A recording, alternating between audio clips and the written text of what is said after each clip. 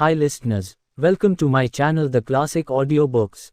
This channel is for spreading interest of all listeners to books, that helps you to know about the books and writer as well. We always request you, if you like the audiobook after listening, you must have to buy that book and read for respect to writer and their hard work. And now don't skip, keep listening. The Classic Audiobooks presented, When Did the Mahabharata War Happen? The Mystery of Arundhuti, Part 2. Written by Nilesh Nilkanth. We all know about the Mahabharata War between Kuru and Pandava. Here writer has been proved the time and date in this book. Here I got the platform to read the book. I also curious about the book, so let's start. When did the Mahabharata War happen? The Mystery of Arundhuti. Nilesh Nilkanth. Part 2. My method, my approach as piecemeal. I state a problem I am trying to solve and then provide summary of attempts by other researchers aimed at solving the problem. Next, I state the conjecture I put forward to solve the problem. I describe critical tests I designed to test my conjecture and then summarize the outcome. The development of critical tests is a trial and error process, not to be confused with random process. Creativity played a significant role in the development of critical experiments. However, availability of technologies, i.e. availability of accurate astronomical data or availability of sophisticated software to simulate Mahabharata astronomical observations were keys to my success. I considered a test successful if it could decisively falsify the Mahabharata observation. I also considered it a success if it could not falsify Mahabharata observations in spite of my strenuous effort to do so. On the other hand, I considered it a failure if the outcome led to subjective interpretations of my theory. I either eliminated the conjecture or restated it in a modified form and repeated the tests for the modified conjecture. When I was not so lucky to come up with critical tests for a given astronomical observation, I did my best to provide criticism of my theory based on alternate possibilities. When my conjectures withstood the critical tests, I have discussed their implications for the timing of Mahabharata War. I have also discussed tests or observations which failed to uphold my conjecture and their significance for the dating of Mahabharata War. I documented Mahabharata observations which did not pass critical tests for the benefit of future researchers. My toolset included Mahabharata manuscripts, multiple translations of Mahabharata in English, Hindi and Marathi, books or articles specifically attempting prediction of the timing of Mahabharata War, Sanskrit dictionaries, Sanskrit English, Sanskrit Marathi astronomy software, Voyager and star atlases. The method I have employed as the hypothetico-deductive method. One starts with a problem and proposes a tentative solution. This tentative solution theory is tested by developing critical experiments, and the outcome of the test results in either acceptance, albeit tentative, of the theory or rejection of it. The development of critical experiments and testing is the process of error elimination. A theory that survives these critical tests is accepted as a better theory. One cannot overemphasize the tentative nature of even the most successful theory. Newly successful theory in turn leads to new and more challenging problems than the ones it solved. The process continues in iterative fashion. This may be said to be the method of physical sciences. Physical vs historical sciences. I also want to point out differences, albeit minor, between physical and historical sciences. Unlike physical sciences, which are interested in finding and testing universal laws, history, in this case Mahabharata, is characterized by its interest in actual, singular or specific events. In case of Mahabharata, astronomical observations from the time of Mahabharata War already exist. This makes the task doubly challenging, i.e. decoding twice, first the interpretation of astronomical observations of Mahabharata author and second the interpretation of the Mahabharata text in the light of our current knowledge of astronomy. The task is challenging indeed. However, not necessarily a disadvantage. This complexity, I believe, has an added advantage of corroborative weight if, by luck, one succeeds in explaining these observations. When I say current knowledge of astronomy, I am referring to the fact that I would be taking all kinds of knowledge for granted: validity of Newton's laws, sophistication of Voyager 4.5, software or accuracy of astronomy data used by Voyager 4.5, trademark, which in TUM is collected by NASA. Another difference between the current problem I am trying to solve and problems of physical sciences is that newer observations are possible for the latter, while the number of observations to be tested for my problem are limited, i.e. limited by the manuscript of Mahabharata. Future theories of physical sciences will lead to new tests and in turn new experiments and subsequent new observations based on these tests. Future theories of Mahabharata will also lead to new tests, however will result in researching of Mahabharata manuscripts for previously unnoticed observations. Thus, new theories of Mahabharata and their corresponding critical tests will identify yet unnoticed but interesting in the light of new theory observations. But these observations are limited by what is recorded in Mahabharata manuscripts. Of course, I cannot deny the possibility of someone discovering an expanded manuscript of Mahabharata, in which case such expanded Mahabharata manuscript would add to the database of current Mahabharata manuscripts. The method I have in mind is the same irrespective of the subject it is applied to, and thus would amount to deductive causal explanation, prediction or testing. The reader may visualize this method as an equilateral triangle with explaining, predicting, and testing as three corners. In solving the problem at hand, I will assume the 2 out of 3 in order to explain, test or predict the third. What is assumed depends on what I consider to be my problem with respect to the specific Mahabharata observation. I will in turn also criticize and defend my assumptions, the remaining 2 corners of this metaphorical triangle. The method employed can be visualized as interplay between these 3 corner points, and that there is no distinct difference between explanation, prediction or testing. The difference exists, but it is rather of emphasis. Writes Karl Popper. If it is not our problem to find a prognosis, while we take it our problem to find the initial conditions or some of the universal laws or both from which we may deduce a given prognosis, then we are looking for an explanation, and the given prognosis becomes our explicandum. If we consider the laws and initial conditions as given rather than as to be found, and use them merely for deducing the prognosis, in order to get thereby some new information, then we are trying to make a prediction. This is the case in which we apply our scientific results. And if we consider one of the premises, i.e. either a universal law or an initial condition, as problematic, and the prognosis is something to be compared with the results of experience, then we speak of a test of the problematic premise. The result of tests is the selection of hypotheses, which have stood up to tests, or the elimination of those hypotheses which have not stood up to them, and which are therefore rejected. All discoveries made in this book can be understood using this framework of explanation, prediction, and tests. This is the method of science. I encourage readers to apply this method as they become familiar with these discoveries. I am confident that the reader will find this approach fascinating. The Mahabharata text I referenced 2 editions of Mahabharata, first with Hindi translation published by Gita Press GP, and second, the critical edition CE without any translation, published by Bhandarkar Oriental Research Institute, Bori. I provide Mahabharata references employed in writing of this book at the end, along with references to their corresponding location within GP and or CE editions. Records of astronomical observations made around the time of Mahabharata War begin in Udyoga Power and end in Anushasan Power. Udyoga Power has records of pre-war astronomical observations.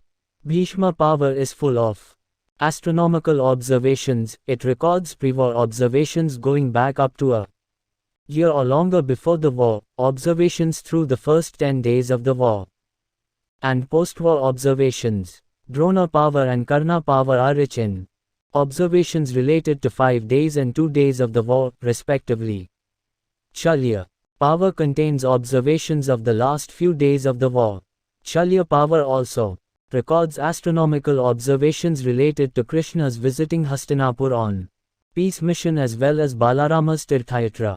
Sauptak Power and Mystry Power are devoid of specific astronomical observations, however contain references useful for building chronology of post-war events. Shanti Power and Anushasan Power contain few astronomical observations and numerous references useful in building chronological narrative leading to the death of Bhishma. These observations from Shanti and Anushasan became critical, shockingly and surprisingly, and to my delight, not only for corroborating my timeline but also for falsifying proposals of all other researchers. I have been thorough as I could be in identifying Mahabharata observations with astronomical flavor. My search for such observations has been exhaustive, however it will be only foolish on my part to claim my search as accurate and complete. Each observation, newly identified from the pages of Mahabharata, will serve as an additional critical test of my theory. If the test fails, it will falsify my theory and offer me an opportunity to refine my theory. If the test resists falsification of my theory, the observation would serve as additional corroborative evidence in support of my theory. Whenever a Mahabharata reference, either from Gita Press edition or from Bori Critical edition, did not make sense, I researched through alternate verses for the same Mahabharata reference couplet from other manuscripts of Mahabharata as presented in the Bori Critical edition. I accepted alternate reading whenever such an exercise resulted in additional clarity or led to logically meaningful interpretation. I have mentioned all such specific changes and have documented them in the book. Any scientific experiment assumes a lot in conducting an experiment and in interpreting the outcome of the experiment. Next chapter lists my background, assumptions and assertions employed while interpreting and testing observations of Mahabharata. 2 theories, conjectures and background knowledge. A fact is a simple statement that everyone believes. It is innocent, unless found guilty. A hypothesis is a novel suggestion that no one wants to believe. It is guilty, until found effective. Edward Teller. Background knowledge, assumptions and assertions. Testing, explanation or interpretation of an observation assumes or asserts significant amount of background knowledge. While in everyday life we take this background knowledge for granted, I believe it is critical to state such background knowledge in an endeavor such as my present effort. My objective is to be as clear as I can in stating my assumptions and assertions. My goal is to be as complete as possible in stating the background knowledge assumed in my research. However, by definition the goal would be incomplete as background knowledge assumed remains infinite. Assertion always carries with it a burden of proof. Assertion implies significant commitment to the proposition asserted. On the other hand, assumption requires only the agreement of the respondent or the reader in my case and carries with it no burden of proof on either side. Presumption as halfway between assertion and assumption. Presumption means that the proponent of the proposition does not have a burden of proof, only a burden to disprove contrary evidence. All I said about assertion, assumption and presumption remains my assumption. Why state assumptions and assertions? I would like to think of myself as a rationalist, but I also know that I am a human being and I do not assert that human beings are rational. What I am trying to emphasize is the importance of rationality for a human being. By rationality, I mean a critical attitude towards a problem, the readiness to learn from one's mistakes, attitude of consciously searching for one's mistakes and for one's prejudices. I feel passionate about my interests and am aware of the risk of losing rational mindset and not realizing it. To keep oneself rational, one should work on only one problem at a time. This means dealing with criticism in a piecemeal fashion, irrespective of whether one is providing criticism or receiving it, i.e. criticism can only be criticism of some tentative theory, which one has formulated and thus is an object to be investigated and criticized.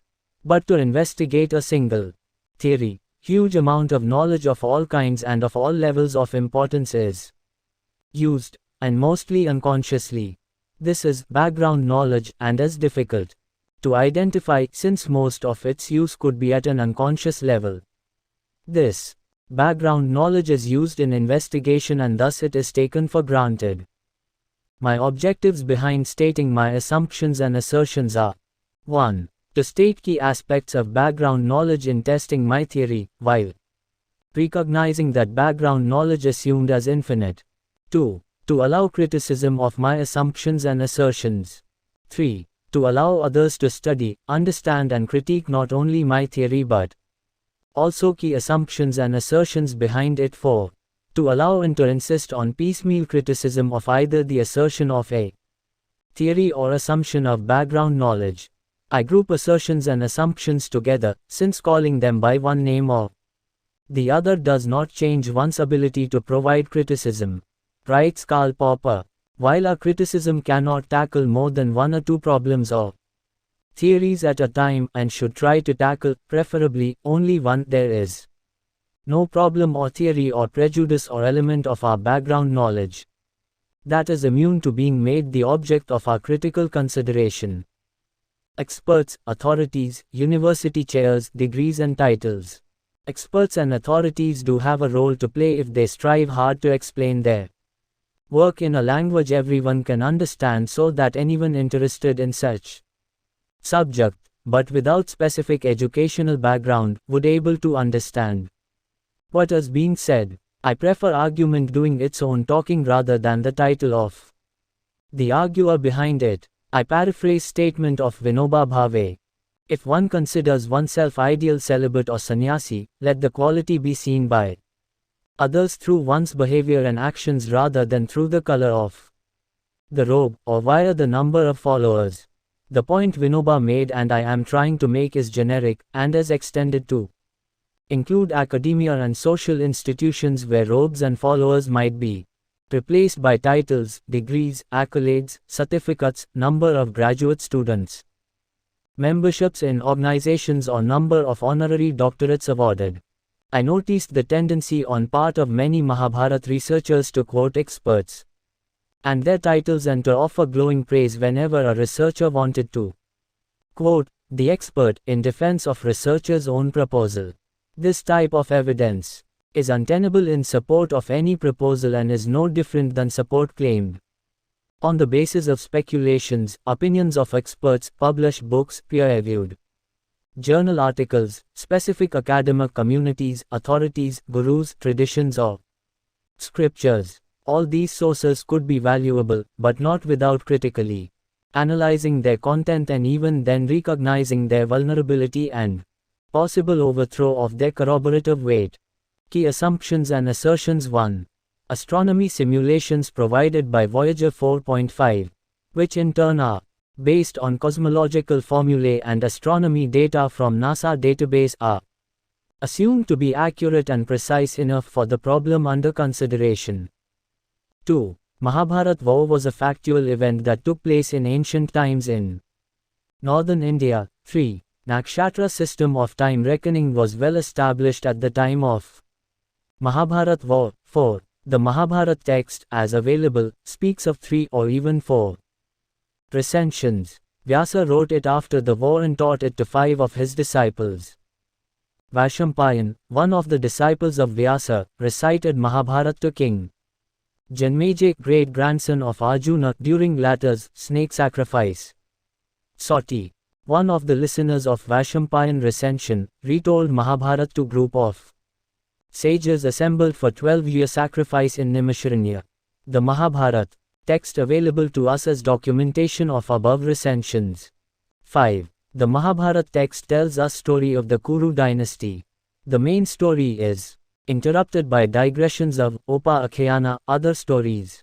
6. State of Mahabharata astronomy is as described in the Mahabharata text. 7. Mahabharata was written, per statements within the Mahabharata text, some 18 years after the Mahabharata War, and writing of it took 3 years. The descriptions of the deaths of Krishna and the Pandavas were added during later recensions. 8. Vyasa wanted to write Mahabharata to preserve history of the Kuru dynasty. He used the occasion to preserve knowledge of dharma, artha, kama, and moksha, as understood during Mahabharata times. 9. Vyasa wrote Mahabharata. The Mahabharata text is not detailed and specific enough for me to speculate if Mahabharata is work of multiple authors.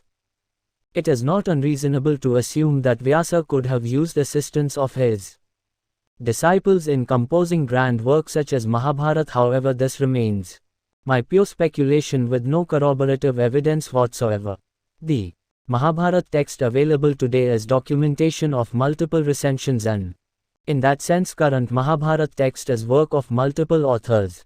10. Vyasa wrote Mahabharata in a secluded cave in Himalaya, per statements of the Mahabharata text. 11. It is reasonable to assume existence of transcription and transmission errors in the Mahabharata text. Critical addition along with footnotes, prepared by Bori, provides corroborative evidence in support of this assumption. The second assumption commonly stated is that of insertion of obscurities, exaggerations and contradictions pertaining to religious, cultural and sociological themes into the Mahabharata text due to vested interests. This is a serious charge, and anyone claiming specific text of Mahabharata to be so has an obligation to provide his rationale for such claim along with corroborative evidence in support of his claim. The third assumption is insertion of later names, places, countries, people, etc.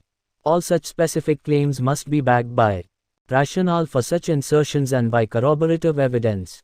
My theory has three main theses. 1. All astronomy observations in the Mahabharata text are visual observations of the sky. 2. Mahabharata astronomers were meticulous and patient empirical astronomers. They were inheritors of even farther ancient tradition of astronomy observations. Mahabharata astronomers had means to observe objects in the sky which would not be otherwise visible to a naked eye. 3. Mahabharata authors' motivation for noting down specific astronomy observations during and around the time of Mahabharata War was to create records of the timing of Mahabharata War. These observations were embedded in the Mahabharata text. Mahabharata author embedded these observations as is, and also in the form of similes signifying bad omens, engagement of key warriors on the battlefield or death of principal warriors. I believe that it is possible to identify additional descriptions of planets' positions, of the moon and the sun or other astronomy observations in the Mahabharata text, in addition to what have been already identified by previous researchers. Although I cannot be certain of my prognosis, what I feel confident is that these additional observations, if found, should fit the descriptions of my Mahabharata War timeline. Current and future researchers have responsibility to test newfound astronomical observations, if and when they are found within the Mahabharata text. Critical tests. I proposed critical tests for each Mahabharata observation and for group of Mahabharata observations when relevant. The reader would able to repeat these critical tests independently and verify my claims.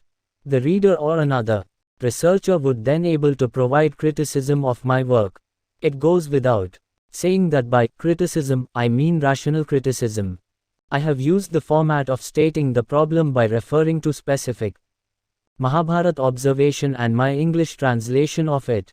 I briefly discuss attempts of other researchers and then describe critical tests I undertook, with the help of Voyager 4.5 feet trademark, to solve the problem.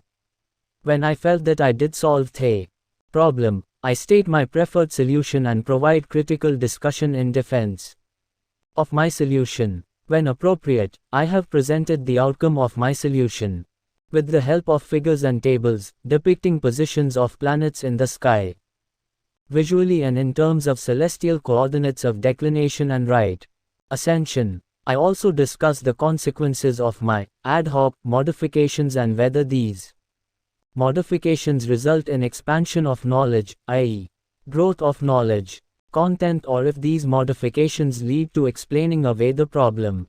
In case of latter outcome, I have preferred to record the observation as contradicting my timeline, rather than to eliminate the observation from discussion as if it did not exist. Critique of Mahabharata researchers. I could sense that all researchers, whose work I evaluated, were convinced that the timing of Mahabharata War is much farther in the past than the careless opinions thrown around for 500 BC or 1000 BC. The dates proposed by these researchers are as early as 7300 BC and as late as 1400 BC. While critique has its place in research work of the kind presented in this book, I have avoided the temptation. My rationale for this decision is driven by the conviction that if I am successful in stating my proposal in a sufficiently definite form, a form in which it can be critically discussed, there would be no need to prove weaknesses in the works of other Mahabharata researchers. When I began writing critique of Mahabharata work of others, I could fill multiple pages, and I wondered whether my emphasis was to present my theory and propose a date for the Mahabharata War, or to provide critique of other proposals. Falsifying proposals of others is a necessary step, however, is not to be construed as assertion or justification of one's own position. As such, stating one's own proposal and critiquing those of others are not two different things. It is indeed an illusion to think that lighting a candle and eradicating surrounding darkness are two independent things. I have limited my critique of others' work to a minimum, and only when I felt necessary to describe previous attempts to solve a specific problem, before describing my solution. Next two chapters introduce basic concepts of astronomy.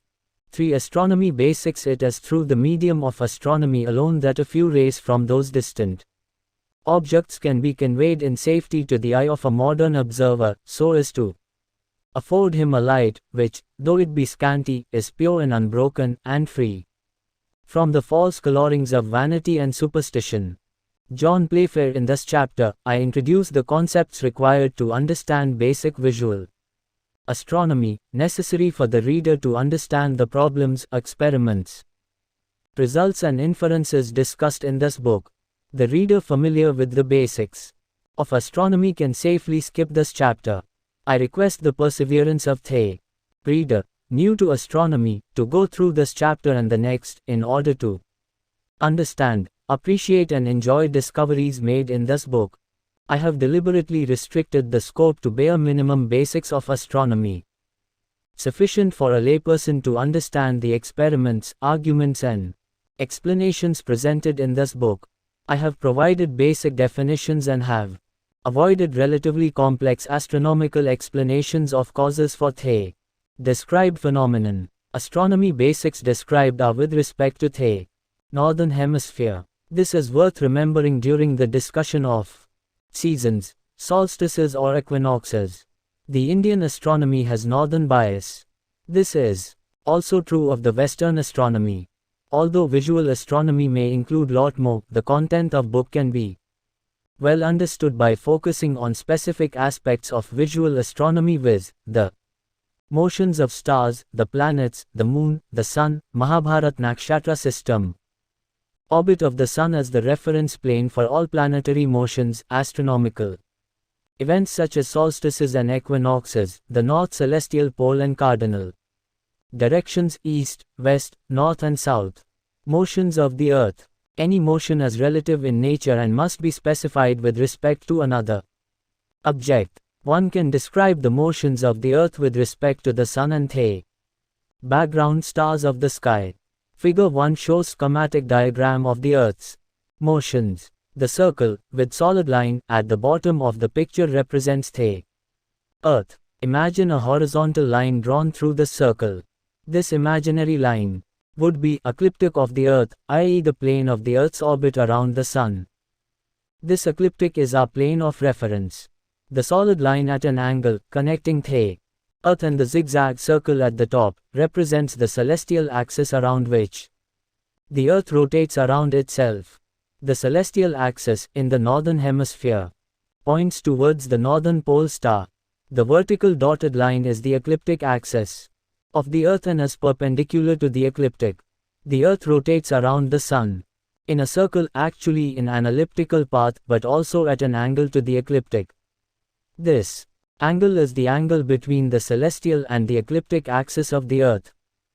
The Earth rotates around itself at an angle with respect to the plane of the ecliptic and completes one rotation in approximately 24 hours. This is the diurnal motion of the Earth. This angle, with respect to the plane of the ecliptic, oscillates slowly across a range of 3 degrees with mean around 23.5 degree and a full cycle of. This oscillatory motion takes approximately 41,000 years. This oscillatory motion can be termed as nod of the Earth and is not shown in the figure 1. Earth's axis experiences the wobble, known as the precession of equinoxes p, and completes one cycle in approximately 26,000 years. The zigzag motion of this wobble is known as nutation n. The Earth rotates around the Sun along the ecliptic and completes one cycle in approximately 365 days. Earth's rotating around itself is the cause of days and nights at any given location on the Earth. Earth's rotation, at an angle with respect to the plane of the ecliptic around the Sun, is the cause of different seasons as well as days and nights of varying duration. The Earth wobbles, nods, and spins as it travels through its orbital path around the Sun. The Earth spins around itself in a day, orbits around the Sun in a year, completes a wobbling cycle in 2600 years and finishes nodding in 4100 years. Earth's precession was historically called the precession of the equinoxes, because the equinoxes moved westward along the ecliptic relative to the fixed stars, opposite to the motion of the Sun along the ecliptic. The precession of the Earth's axis has a number of observable effects. First, the positions of the south and north celestial poles appear to move in circles against the space-fixed backdrop of stars, completing one circuit in approximately 26,000 years. Thus, while today the star Polaris lies approximately at the north celestial pole, this will change over time, and other stars will become the north celestial stars in succession. As the celestial poles shift, there is a corresponding gradual shift in the apparent orientation of the whole star field, as viewed from a particular position on the Earth. Secondly, the position of the Earth with respect to background star field in its orbit around the Sun, at the solstices and equinoxes, relative to the seasons, slowly changes. For example, suppose that the Earth's orbital position is marked at the summer solstice, when the Earth's axial tilt is pointing directly towards the Sun. One full orbit later, when the Sun has returned to the same apparent position relative to the background stars, the Earth's axial tilt is now directly towards the Sun. Because of the effects of precession, it is a little way beyond this. In other words, the solstice occurred a little earlier in the orbit. Thus, the tropical year, measuring the cycle of seasons, for example, the time from solstice to solstice, or equinox to equinox, is about 20 minutes shorter than the sidereal year, which is measured by the Sun's apparent position relative to the stars. Note that 20 minutes per year is approximately equivalent to 1 year per 26,000 years, so after one full cycle of approximately 26,000 years, the positions of the seasons relative to the orbit are back where they started. In actuality, other effects also slowly change the shape and orientation of the Earth's orbit, and these, in combination with precession, create various cycles of differing periods. For identical reasons, the apparent position of the Sun relative to the backdrop of the stars at some seasonally fixed time, say the vernal equinox, slowly regresses a full 360 degrees through all reference points in the sky. Nakshatra or constellations of the zodiac at the rate of about 50.3 arcsec per year, approximately 360 degrees divided by 26,000 or 1 degree every 72 years. We know that Sun does not rotate around the Earth, rather the opposite, however. Still thinking of Sun's orbit around the Earth might be helpful in understanding visual astronomy in general and specific visual astronomical references from Mahabharata in particular. The reader is expected to have similar understanding with respect to motions of planets, the moon and other stars.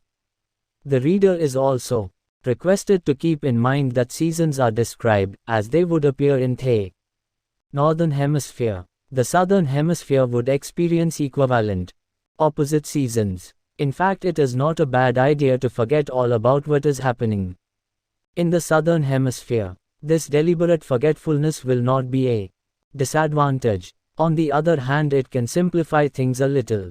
Equinoxes and solstices. A solstice is an astronomical event that occurs twice each year, when the tilt of the Earth's axis is most inclined toward or away from the Sun, causing the Sun's apparent position in the sky to reach its northernmost summer solstice, Dakshinayan Bindu, or southernmost extreme winter solstice, Uttarayan Bindu. Solstice means sun stands still, because at the solstices, the sun stands still in declination, that is, the apparent movement of the sun's path north or south comes to a stop before reversing direction. The term solstice can also be used in a wider sense, as the date when this occurs, and we are precisely interested in this latter meaning, for both solstices and equinoxes. An equinox occurs twice a year, when the tilt of the Earth's axis is inclined neither away from nor towards the Sun being vertically above a point on the equator. The term equinox can also be used in a broader sense, meaning the date when such a passage happens.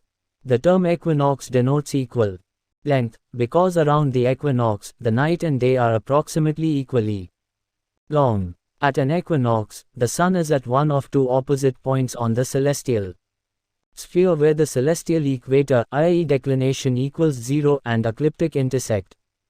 These points of intersection are called equinoctial points, the vernal point, Vasant Sampat, and the autumnal point, Sharad Sampat. By extension, the term equinox may denote an equinoctial point. North Pole star. Celestial North Pole is the point in the sky, in the northern hemisphere, along the celestial axis of the Earth. If a distinct object such as a star or asterism exists in the vicinity of this point, such object can be designated as northern pole star. A pole star, thus, is a visible star or asterism, especially a prominent one, that is approximately aligned with the Earth's celestial axis, same as Earth's axis of rotation. While other stars' positions change throughout and are visible during the night, the pole star's position in the sky essentially does not. All circumpolar stars make one complete circle around the pole star in approximately 24 hours. This is the daily diurnal motion. Whether there is a North Pole star at any given time depends on the current orientation of the Earth's axis, which moves due to the precession of the equinoxes. Polaris is the current North Pole star. Polaris is very close to North celestial pole in our times. Polaris will cease to be a northern pole star in the next few hundred years, to be replaced by Erai Gamma Cephei around 4000 AD. Pole stars do change over time, primarily due to the precession of the Earth's rotational axis that causes its orientation to change over time.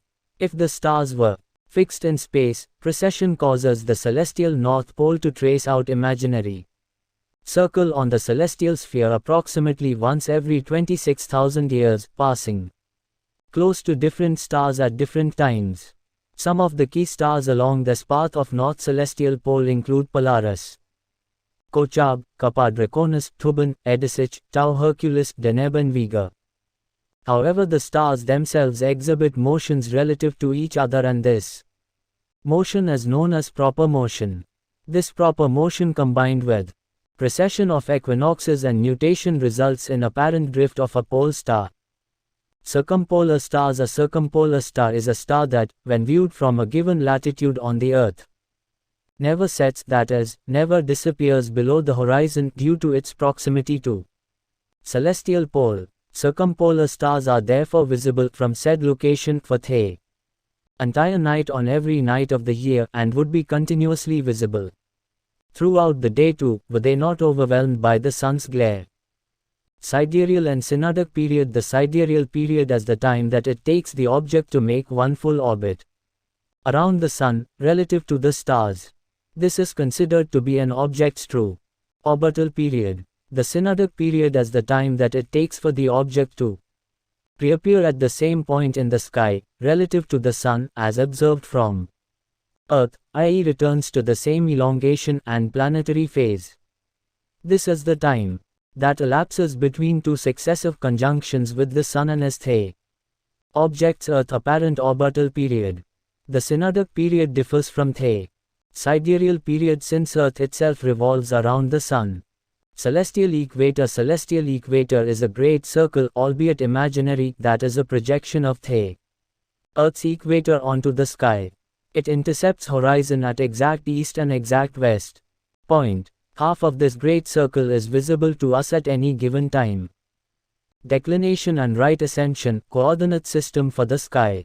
Declination, dec, is one of the two coordinates of the equatorial coordinate system, figure 2. Declination is comparable to latitude, projected onto the celestial sphere, and as measured in degrees north and south of the celestial equator. Points north of the celestial equator have positive declinations, while those to the south have negative declinations. The sign is customarily included, even if it is positive, beginning at ecliptic going towards the North Pole, then traveling to other side of the ecliptic onto the South Pole and then back to original point on ecliptic would complete 360 degrees. 1 degree consists of 60 arc months and 1 arc min consists of 60 arcsecs. Any unit of angle can be used for declination, but it is often expressed in degrees, minutes, and seconds of arc. Cent. An object on the celestial equator has a dec of 0 degrees. Cent. An object at the celestial North Pole has a dec of plus 90 degrees. Cent. An object at the celestial South Pole has a dec of minus 90 degrees. A celestial object that passes over zenith has a declination equal to the observer's latitude, with northern latitudes yielding positive declinations. A northern pole star therefore has the declination close to plus 90 degrees. At present Polaris is the pole star in the northern direction. Its mean position, taking into account precession and proper motion, will reach a maximum declination of plus 89 degrees 32 feet 23. i.e. 0.4603 degrees from the celestial North Pole in February 2102 AD. Its maximum apparent declination, taking into account nutation and aberration, will be plus 89 degrees 32 feet 50.62, i.e. 0.4526 degrees from the celestial North Pole on the 24th of March 2100 AD. Right ascension, Ra, is the other coordinate of the equatorial coordinate system. Ra is the celestial equivalent of terrestrial longitude. Both Ra and longitude measure an east-west angle along the equator, and both measure from a 0 point on the equator. For longitude, the 0 point is the prime meridian. Royal Observatory, Greenwich, UK. For Ra, the 0 point is the point of vernal equinox, which is the place in the sky where the sun crosses the celestial equator. At the vernal equinox, Ra is measured eastward from the vernal equinox. Any units of angular measure can be used for Ra, but it is customarily measured in hours, minutes, and seconds, with 24 hours being equivalent to a full circle. The reason for this choice is that the Earth rotates at an approximately constant rate. Since a complete circle has 360 degrees, an hour of right ascension is equal to 1/24th of complete circle, or 15 degrees of arc. A single minute of right ascension equal to 15 minutes of arc, and a second of right ascension equal to 15 seconds of arc. Ra can be used to determine a star's location and to determine how long it will take for a star to reach a certain point in the sky. Because a star lies in a nearly constant direction as viewed from the Earth, its declination is approximately constant from year to year. However, both the right ascension and declination do change gradually due to the effects of the precession of the equinoxes and proper motions of stars. Since Ra and Dek of stars are constantly changing due to the precession, astronomers always specify these with reference to a particular epoch. Eclipses. An eclipse is an astronomical event when one celestial body moves into the shadow of another, partially or fully obscuring it from view.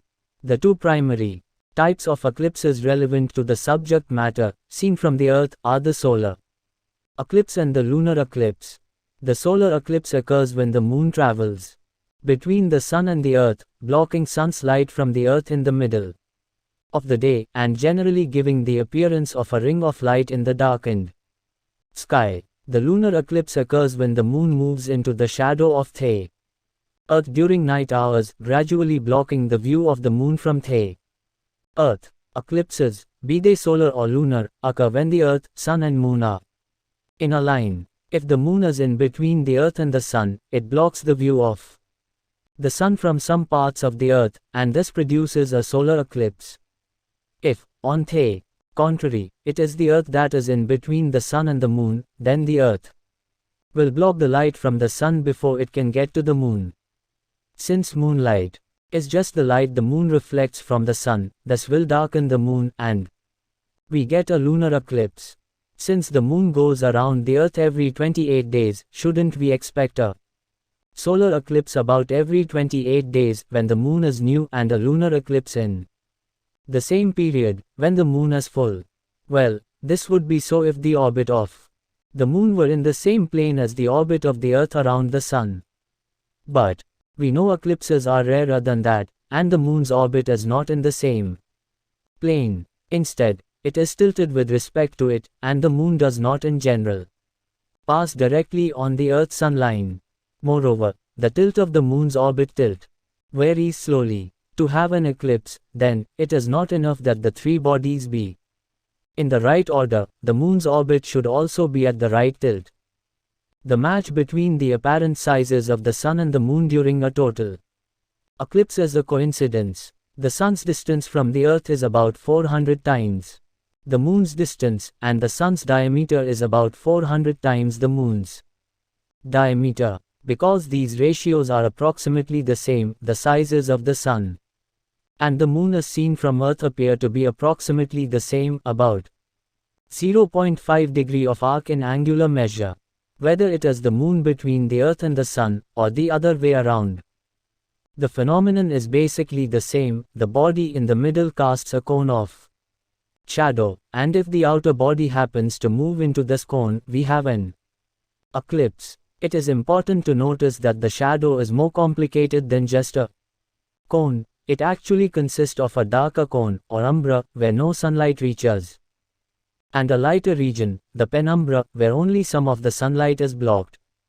Whether you will be able to observe a total or partial eclipse will depend on which of the two regions you are located in. Solar eclipse. A solar eclipse occurs when the Moon is directly between the Earth and the Sun. These are not as frequent as one might expect, but there are still at least two each year. That we get total solar eclipses at all is a bit of good luck. The Moon and the Sun appear to have the same size when viewed from the Earth. The Moon is about 400 times smaller than the Sun, but at the same time the Sun is about 400 times farther away from the Earth than the Moon. Because of this, when there is a solar eclipse, the Moon is about the right size to completely cover the disk of the Sun. If the Moon is close enough to the Earth, it will cover it completely, and we get a total solar eclipse.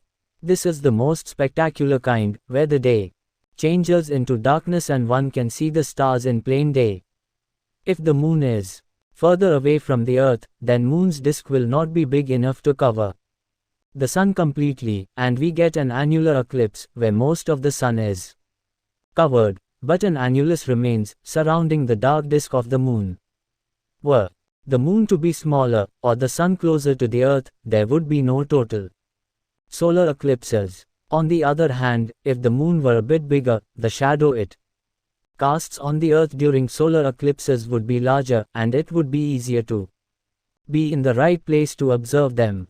The dark part of the Moon's shadow is, on The surface of the Earth, a circle of only about 160 miles in diameter. As the Earth moves, the circle traces a path on its surface, called the path of totality.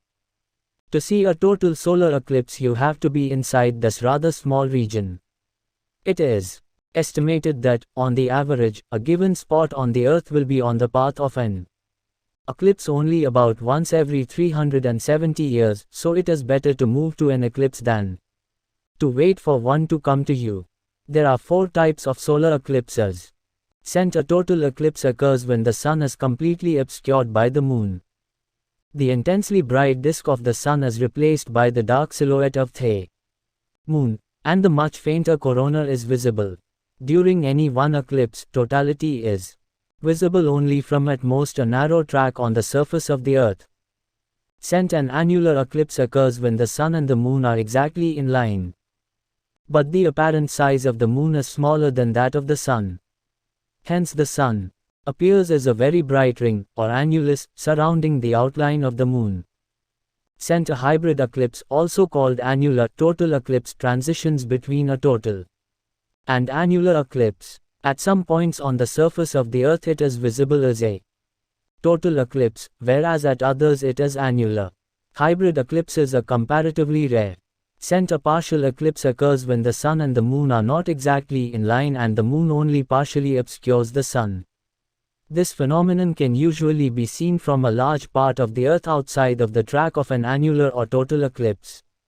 However, some eclipses can only be seen as a partial eclipse, because the umbra never intersects the Earth's surface.